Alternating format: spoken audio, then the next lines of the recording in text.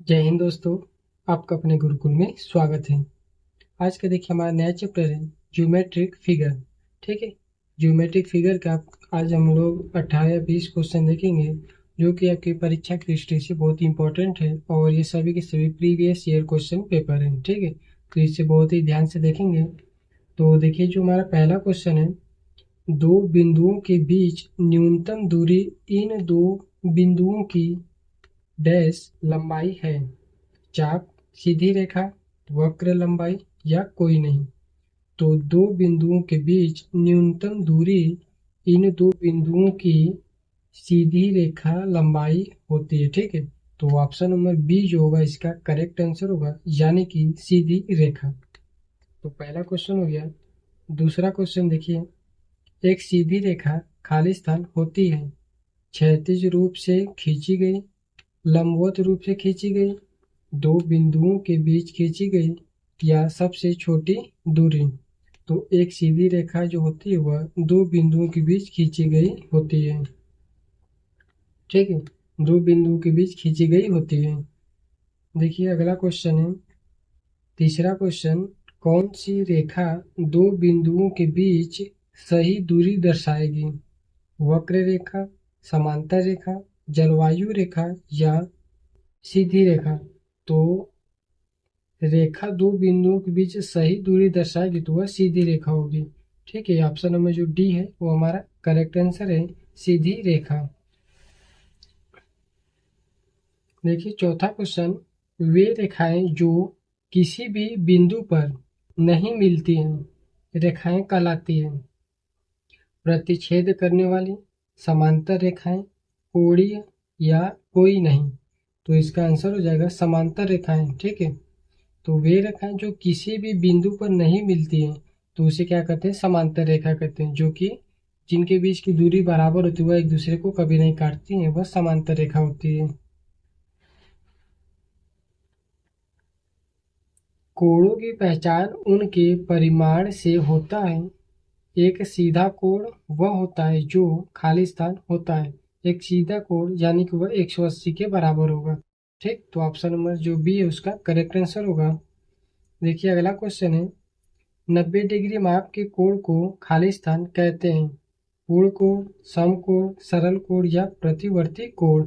तो 90 डिग्री के माप के कोण को हम लोग समकोण कहते हैं, ये आपको पता ही होगा। ऑप्शन नंबर बी जो होगा इसका करेक्ट आंसर हो जाएगा। 7 नंबर क्वेश्चन है, कोई भी कोण कोण क्या 180 डिग्री से बड़ा है, लेकिन क्या 90 डिग्री से 180 डिग्री से क्या होना चाहिए? कोई भी कोण 180 डिग्री से क्या छोटा होना चाहिए और 90 डिग्री से क्या होना चाहिए? बड़ा होना चाहिए। ठीक है, तो कोण के रूप में जाना जाता है, तो उसे क्या कहते हैं हम लोग? अधिक कोण कहते हैं। जिसका मान 90 डिग्री से बड़ा होगा और 180 से छोटा होगा उसे अधिक कोण कहते हैं। अगला क्वेश्चन है देखिए, जब दो कोण मिलाकर 90 डिग्री बनाते हैं तो उन्हें कहा जाता है? तो जब दो कोण मिलाकर 90 डिग्री बनता है तो उन्हें पूरक कोण कहते हैं, और जब दो कोण को मिलाकर 180 डिग्री बनता है तो उनको क्या है? समपूरक कोण कहते हैं।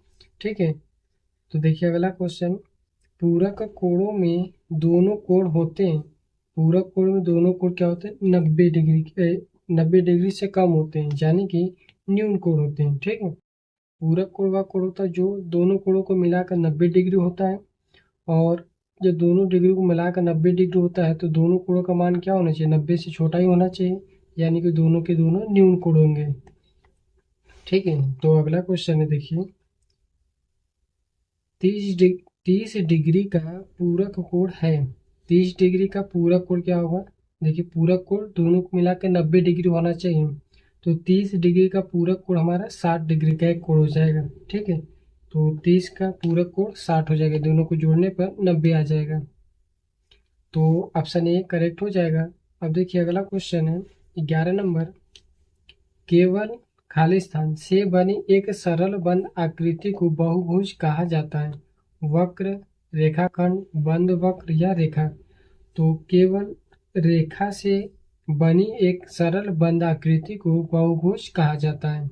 ठीक है, ऑप्शन नंबर सी जो होगा इसका करेक्ट आंसर होगा, रेखा। तो देखिए अगला क्वेश्चन है 12 नंबर, न्यूनतम भुजाओं वाला बहुभुज है। पंचभुज, इसमें 5 भुजाएं। वर्ग, इसमें 4 है। कोण, कोण से कोई मतलब नहीं यहाँ पर। न्यूनतम भुजा वाला बहुभुज बोला है। यहाँ देखिए त्रिभुज, त्रिभुज में कितने 3 है, तो न्यूनतम कौन सा हो जाएगा, त्रिभुज। ठीक है, तो ऑप्शन नंबर सी जो होगा इसका करेक्ट आंसर हो जाएगा।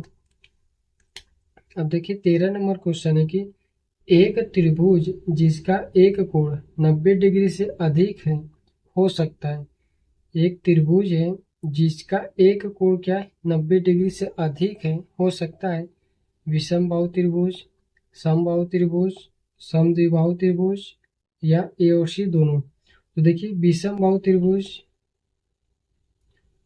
यहाँ पे क्या है, समबाहु त्रिभुज। समबाहु त्रिभुज का मतलब होता है कि तीनों भुजा बराबर हो, यानी कि जब एक त्रिभुज जिसका एक कोण 90 डिग्री से अधिक है, एक कोण 90 डिग्री से अधिक हो जाएगा तो वो समबाहु त्रिभुज हो ही नहीं सकता कभी भी। समबाहु त्रिभुज होने के लिए तीनों कोण का मान 60 डिग्री होना चाहिए। ठीक, तो ये ऑप्शन नहीं हो जाएगा, गलत। अब बचा विषमबाहु त्रिभुज और समद्विबाहु त्रिभुज। तो अब देखिए 90 डिग्री से अधिक है, मान लेते हैं कि 100 डिग्री हो गया। ठीक है, 100 डिग्री मान लिए, तो हमारा बाकी दो कोण कितने का हो जाएगा, 100 डिग्री हुआ तो 80 डिग्री बचा है, तो दोनों कोण हम मान लेते हैं हमारा 40-40 का हो सकता है, ठीक है। 40-40 का हो जाएगा तो हमारा क्या हो जाएगा, तो दो भुजा बराबर हो जाएगा, तो हम उसको समद्विबाहु त्रिभुज कह सकते हैं। ठीक है, और ये सही हो सकता है। दूसरा है विषमबाहु त्रिभुज। देखिए तो एक हो गया 90 डिग्री, अब दो कोण बचा, तो दोनों को मिलाकर 180, तीनों को मिलाकर 180 होना चाहिए। एक हो गया 90, अब और दो कोणों का मान कितना बचेगा, दोनों को जोड़ने पर 90 आना चाहिए। तो मान लेते हैं एक हमारा 30 हो जाएगा, दूसरा क्या हो जाएगा 60 डिग्री हो जाएगा। तो 60, 30, 90 तीनों अलग अलग कोण है, यानी कि वह विषमबाहु त्रिभुज भी हो सकता है। तो इसका मतलब ए और सी दोनों हमारा करेक्ट हो जाएगा। ठीक है, तो ऑप्शन नंबर जो डी है इसका करेक्ट आंसर आ जाएगा। देखिए अगला क्वेश्चन है, वह त्रिभुज जिसमें सभी भिन्न भुजाएं या कोण हो उसे कहते हैं, उसे कौन सा त्रिभुज कहते हैं। वह त्रिभुज जिसमें सभी भिन्न भुजाएं या कोण हो उसे विषमबाहु त्रिभुज कहते हैं। विषमबाहु त्रिभुज में तीनों कोण का मान अलग होता है और तीनों भुजाओं का मान भी अलग अलग होता है। समबाहु त्रिभुज यानी कि तीनों कोण बराबर होगा, तीनों भुजा भी बराबर होगा। समद्विबाहु त्रिभुज यानी कि इसमें दो भुजा क्या होगा, बराबर होगा। ठीक है, तो इसका आंसर हो जाएगा हमारा ऑप्शन नंबर ए, विषमबाहु त्रिभुज। देखिए अगला क्वेश्चन है 15 नंबर, क्या किसी त्रिभुज में दो समकोण हो सकता है। क्या किसी त्रिभुज में दो समकोण हो सकता है, हाँ, नहीं, कभी कभी या कोई नहीं। देखिए अगर किसी त्रिभुज में दो समकोण लेने का मतलब कि दोनों कोण 90 डिग्री हो जाएगा, तो 90-90 कितना हो जाएगा, मान लीजिए पहला 90 हो गया, दूसरा भी 90 हो गया, 90-90 180 डिग्री ऐसे ही हो गया। तो तीसरा कोण का मान 0 तो रखेंगे नहीं, क्योंकि अगर 1 डिग्री भी रख देंगे तो तीनों को जोड़ने पर 181 आ जाएगा, जो कि गलत हो जाएगा। तीनों कोण का मान जोड़ने पर 180 आना चाहिए। ठीक है, तो 90-90 दो समकोण नहीं हो सकता, यानी कि ऑप्शन नंबर बी जो है करेक्ट आंसर है इसका। देखिए 16 नंबर क्वेश्चन है, एक नियमित बहुभुज की सभी भुजाएं होती है। नियमित यानी कि जो है वह समबाहु त्रिभुज है। ठीक है, नियमित बहुभुज की सभी भुजाएं क्या होती हैं, लंबाई में बराबर होती हैं। ठीक, ऑप्शन नंबर बी जो इसका करेक्ट आंसर है। देखिए 17 नंबर क्वेश्चन है, एक नियमित बहुभुज के सभी आंतरिक कोण होते हैं, बराबर नहीं, बराबर, 360 डिग्री भुजाओं की संख्या, कोई नहीं। एक नियमित बहुभुज है तो इसका जो आंतरिक कोण वो भी क्या होगा, बराबर होगा। ठीक, तो option number B correct answer हो जाएगा, बराबर। देखिए 18 नंबर क्वेश्चन है, चतुर्भुज एक समतल आकृति है जिसमें 4 भुजाएं और 4 कोण होते हैं। चारों आंतरिक कोणों का योग क्या होता है। चारों आंतरिक कोणों का योग 360 डिग्री होता है।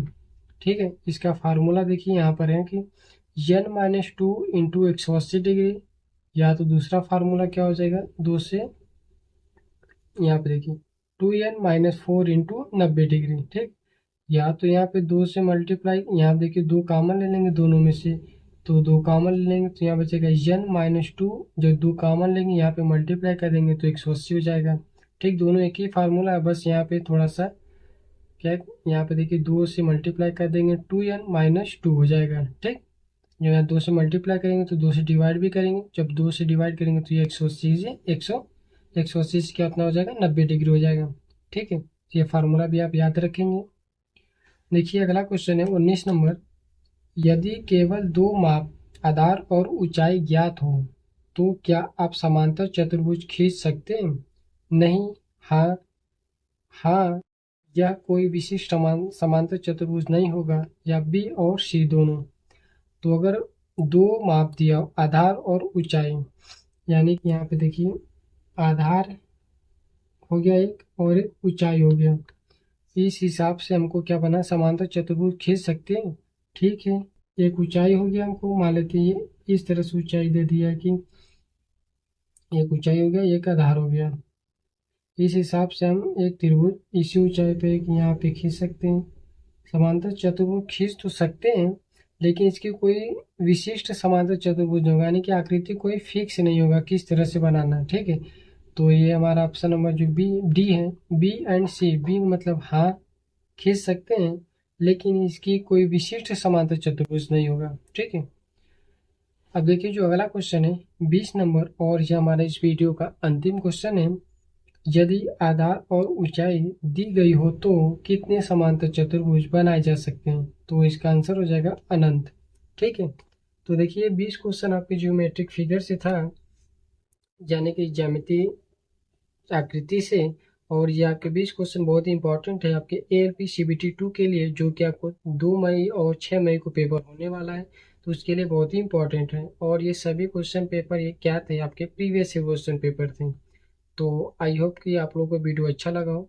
यदि वीडियो अच्छा लगे तो वीडियो को लाइक करें, चैनल को हमारे सब्सक्राइब करें और अपने दोस्तों को भी वीडियो शेयर करें।